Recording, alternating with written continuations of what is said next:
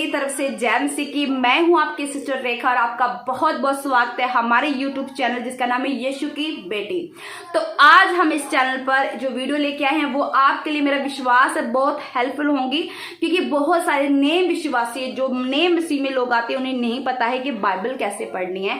आज मैं आपको अच्छे से तरीके से और बड़ी इजीली से, बड़े आसान तरीके से बताऊंगी कि नए विश्वासी को बाइबल कैसे पढ़नी है और कैसे प्रभु के वचनों को जानना है, प्रभु के प्यार को जानना है। हालेलुया। उससे पहले आपसे एक निवेदन है, अगर चैनल पर पहली बार आए हो तो चैनल को जरूर सब्सक्राइब करना। नीचे डिस्क्रिप्शन में हमारे सेकंड जो चैनल है उसका लिंक दिया हुआ है, उस वीडियो पर भी जाके आपने देखना है और उस चैनल को भी सब्सक्राइब करना है, इस चैनल को भी सब्सक्राइब करना जो हम आपको नई नई वीडियो दे सके, प्रभु के बारे में बता सके, प्रभु के वचनों के बारे में बता सके। कोई गाइड करने वाला नहीं था जब हम नए मसीह थे। तो मेरा विश्वास है जितने लोग नए मसीह है, मेरे चैनल पर नए मसीह ही आ रहे हैं, वो हमारी तरह होंगे जिन्हें बाइबल पढ़ने नहीं आती है, ये नहीं पता सिर पर चुन्नी लेनी है कि नहीं लेनी है, ये नहीं पता कि सिंदूर बिंदी लगाना है कि नहीं, कानों में इयरिंग्स पहनने कि नहीं पहनने। बहुत सारे नए विश्वासी के बहुत सारे सवाल होते हैं, उन सब सवालों के जवाब हम आपको इस चैनल में देंगे, तो इस चैनल को जरूर सब्सक्राइब करना। तो दोस्तों चलो आज हम बात करते हैं कि बाइबल को कैसे पढ़ना चाहिए। नए विश्वासी के लिए ये वीडियो है तो आप जरूर इसको देखें। सबसे पहले मेरे दोस्तों, आपको क्या करना है, आप बाइबल पढ़ने से पहले आपके पास 3 चीजें होनी चाहिए। सबसे पहला हमारा पवित्र शास्त्र, हमारी बाइबल, उसके बाद हमारा नोटबुक जिसमें हमने लिखना है, उसके बाद हमारी पेन या पेंसिल। ये चीजें 3 हमारे पास होनी चाहिए, क्योंकि इसके बिना हम बाइबल स्टडी नहीं कर पाएंगे। हालेलुया। अब स्टार्ट करते हैं कि बाइबल कब पढ़नी चाहिए।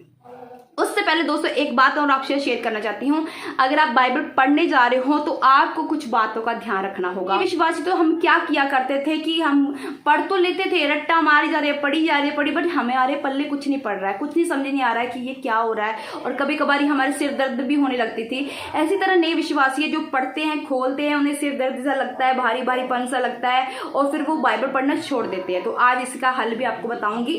आपने बाइबल से भी एक वचन लेना जो मैं आपको बताने वाली हूँ। नीति वचन आपने निकालना है। नीति वचन आप 2 निकालेंगे, उसका हम 6 पढ़ेंगे। उसमें लिखा है, क्योंकि बुद्धि यहोवा ही देता है, ज्ञान और समझ की बातें उसी के मुंह से निकलती है। हालेलुया। तो बुद्धि हमें कौन देता है? हमारा यहोवा परमेश्वर। और ज्ञान और समझ की बातें उसी की मुंह से निकलती है। तो इसलिए प्रभु हमारा ज्ञान का महासागर है। तो हमने क्या करना, प्रभु से ज्ञान मांगना है कि प्रभु हमें बुद्धि दे, हमें समझ दे, हमें ज्ञान दे। हम तेरे पवित्र शास्त्र को पढ़ने जा रहे हैं, हम तेरे दिल को पढ़ने जा रहे हैं प्रभु, हम तुझे जानने जा रहे हैं। हम तब तक नहीं जान पाएंगे जब तक हमारे पास एक शारीरिक दिमाग है। हम चाहते हैं आत्मिक दिमाग, आत्मिक बुद्धि, आत्मिक समझ हमारे अंदर आए, ताकि हम तेरे दिल को, तेरी रूह को, तेरे प्यार को हम जान सके। हालेलुया। तो इस वचन को आपने पढ़ना है, उसके बाद आपने शुरू करना आगे। जो क्या करना है दोस्तों, आपने जब बाइबल पढ़ रहे हो तो आपने क्या करना है, आपने ये नहीं करना कि आप बाइबल पढ़ रहे हो, आपको पता ही नहीं, आप स्टार्टिंग से पढ़ रहे हो, लास्ट में बीच में ऐसे निकालते हो, ऐसे पढ़ने लगते हो। आपने ऐसा नहीं करना, फिर आपको कुछ भी समझ नहीं आएगा। अगर आप नए विश्वासी हो तो आपने क्या करना है, पुराना नियम नहीं पढ़ना है, नया नहीं पढ़ना है। अब आपको कहे हुए पुराना नियम क्या है, नया नियम क्या है, तो मैं आपको बता दूं। जो पुराना नियम है जो दाऊद के समय का, इब्राहिम के, इसहाक के समय का है। यहाँ यहोवा की करना देखते हैं कि कैसे दानियेल के ऊपर थी, कैसे इब्राहिम के ऊपर थी, और कैसे दानियेल के ऊपर थी। ये सब चीजें हम इसहाक, याकूब के खुदा के, यहोवा के बारे में हम पुराने नियम में जानेंगे कि प्रभु का कैसे आत्मा उतरता था, कैसे गाइड करता था, कैसे इजराइल को संभालता। ये सब बातें हम मिलेंगी पुराने नियम में। हम अब नई सृष्टि बन चुके हैं, खुदा यीशु मसीह हमारा परमेश्वर हो चुका है। वो खुदा का बेटा धरती पे आया, जो हमारे लिए मारा गया, गाड़ा गया, 3रा दिन मुर्दों में जी उठा।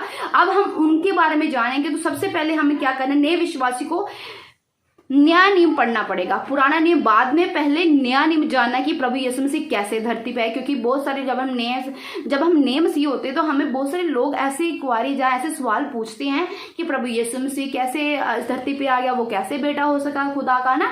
तो अगर नया नियम पढ़ा तो हम उनको जवाब दे सकते हैं, हम बोल सकते हैं कि हाँ ऐसा है, बाइबल ऐसी कहती है। ठीक है।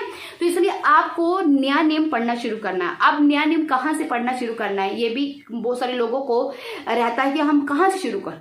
तो मैं आपको बताती हूँ, अगर आप नए हैं, अब मत्ती, मरकुस, लूका, ये सब पढ़िए, क्योंकि यहाँ सेम ही आपको बातें मिलेंगी। यहाँ प्रभु यीशु मसीह के जन्म के बारे में मिलेगा आपको, यहाँ प्रभु यीशु मसीह के जो चमत्कार है उनके बारे में आपको दिखेगा, कैसे वो मारे गए, गाड़े गए, कैसे वो मुर्दों में से जी उठे। ये सारी सामर्थ आपको इन तीनों पुस्तकों में पढ़ने को मिल जाएगी। बात करते कि कितना पढ़ना चाहिए, है ना। बहुत सारे लोग ज्यादा पढ़ी जाते हैं, बट पल्ले कुछ नहीं पड़ता है। जब हम विश्वासी थे तो हम भी ऐसे करते, हमें ये था कि हमें पढ़ना है, बट ये नहीं समझ पाते कि कितना पढ़ना है और क्या पढ़ना है, ये हमें कुछ नहीं पता चल जाता। आज मैं आपको बताती हूँ कि आपको कितना पढ़ना है। जैसे कि लूका की पुस्तक मैंने निकाली है, लूका का पहला मैंने अध्याय निकाला है। अगर आपके पास टाइम है तो आपने क्या करना है, लूका का पहला दूसरा अध्याय आपने पढ़ लेना है एक दिन में। अगर आप पढ़ सकते हो तो, ज्यादा भी अपने आप को कंफ्यूज नहीं करना है। अगर पहला अध्याय है तो पहला अध्याय को अच्छी तरह पढ़े, उसमें प्रभु ने क्या बातें की है, लूका के टाइम क्या बातें हो रही थी, वो सब लिखा गया है पहले अध्याय में। इसको 2 बार तकरीबन पढ़े और यहाँ आपको कुछ बातें मिलेगी लिखने को, तो वो आपने नोटबुक में लिखनी है। क्या लिखनी है, वहां आपको लूका के बारे में पता चलेगा, लूका कौन है उसके बारे में आपको पता चलेगा, प्रभु का अनुग्रह, जहां आपको प्रभु का अनुग्रह मिले कि प्रभु का अनुग्रह ऐसे होता है, तो वो लाइन आपने लिख लेना, प्रभु का अनुग्रह मेरे लिए ऐसे होता है। अपने लिए लिखना जो भी लिखना है।